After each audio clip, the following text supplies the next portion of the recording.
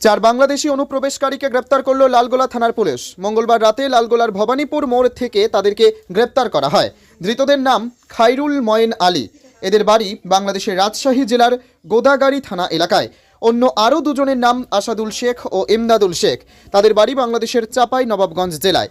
জানা যায়, মঙ্গলবার রাতে এই চারজন বাংলাদেশি অনুপ্রবেশকারী লালগোলার ভবানীপুর মোড় এলাকায় ঘোরাফেরা করছিল এবং ভগবানগোলা যাওয়ার পরিকল্পনা করেছিল।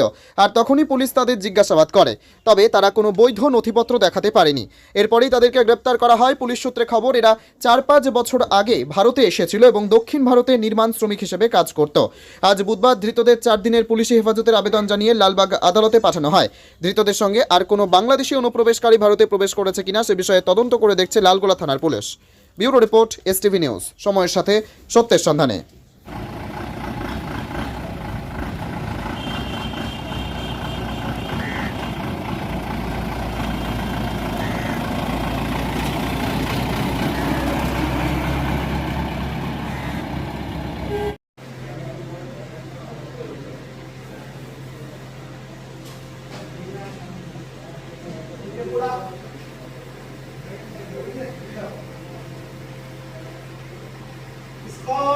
खड़ा हो।